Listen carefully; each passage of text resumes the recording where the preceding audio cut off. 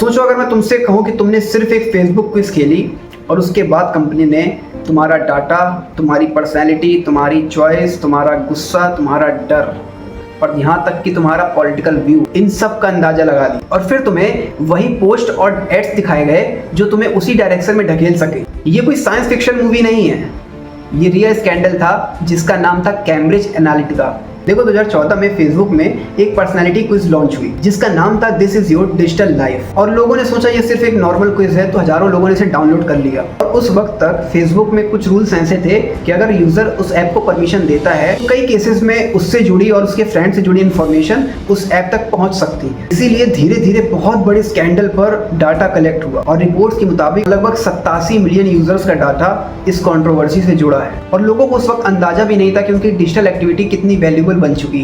और अब सवाल ये था कि इतने सारे डाटा का करना क्या है आखिर, और यहीं से शुरू होती है डिबेट। देखो कैम्ब्रिज एनालिटिका नाम की एक पॉलिटिकल कंसल्टिंग कंपनी पर आरोप लगा कि उसने कई सारे यूजर्स के डाटा का इस्तेमाल वोटर्स की प्रोफाइलिंग के लिए किया। देखो इन लोगों का आइडिया सिंपल था कि इन लोगों को अलग अलग ग्रुप्स में बांटा जाए और आइडिया लगाया जाए कि कौन किस बात से इमोशनल होता है, कौन किस बात से गुस्सा करता है, कौन किस तरह के मैसेज पर रिएक्ट करता है और फिर हर ग्रुप्स को अलग अलग तरह के पॉलिटिकल एड्स या मैसेज दिखाए जाते थे। और इस टेक्निक को अक्सर माइक्रो टारगेटिंग कहा जाता है, मतलब एक ही देश में दो लोग और उन दोनों के फोन में अलग अलग दुनिया। और अब यही सबसे ज्यादा डिबेट हुई। देखो कैम्ब्रिज एनालिटिका का नाम 2016 में यूएस प्रेसिडेंशियल इलेक्शन और बिटर्स कैंपियन के कॉन्टेक्स्ट में बहुत चर्चा में आ गया। देखो यहाँ पर एक बात समझना जरूरी है कि इस पर अलग अलग एक्सपर्ट्स की अलग अलग राय है और वो ये है कि इस डाटा और एडवर्टाइजिंग ने फाइनल रिजल्ट को कितना इन्फ्लुएंस किया। देखो ये कहना कि सिर्फ इसी कंपनी ने इलेक्शन जितवा दिया फैक्चुअली सही नहीं है, लेकिन इतना जरूर साफ हुआ कि पर्सनल डाटा का एडवर्टाइजिंग में इस्तेमाल एक बहुत बड़ा एथिकल और प्राइवेसी इशू बन गया।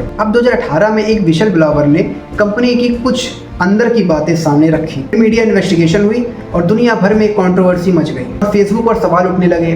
उनके सीईओ मार्क जकरबर्ग को लॉ मेकर्स के सामने जवाब देना पड़ा और प्राइवेसी, डाटा कलेक्शन और सोशल मीडिया की पावर पर दुनिया भर में डिबेट चालू हो गई। तो कैम्ब्रिज एनालिटिका ने बाद में अपना बिजनेस जरूर बंद कर दिया, लेकिन एक सवाल आज भी है कि हमारी इन्फॉर्मेशन का असली मालिक है कौन। देखो आज जब तुम इंस्टाग्राम खोलते हो, यूट्यूब खोलते हो या किसी वेबसाइट पर सिर्फ कुछ सेकंड के लिए ही जाते हो, तो याद रखना डाटा सिर्फ नंबर्स नहीं होते, वो कभी कभी तुम्हारी चॉइस, तुम्हारी हैबिट्स और कभी कभी तुम्हारी सोच का एक डिजिटल फुटप्रिंट होता है। इसलिए अलाउ बटन दबाने से पहले एक बार जरूर सोचना, क्योंकि इंस्टाग्राम पर कभी कभी तुम सिर्फ प्रोडक्ट खरीदते नहीं हो, कभी कभी तुम खुद प्रोडक्ट बन जाते हो। तो अगर तुम ऐसी रियल स्टोरी देखना चाहते हो और दुनिया को अंदर से समझना चाहते हो तो इस पेज को फॉलो करना, वीडियो को लाइक करना, कमेंट करना, शेयर करना। मैं तुमसे मिलता हूँ अगली वीडियो में, तब तक के लिए जय हिंद।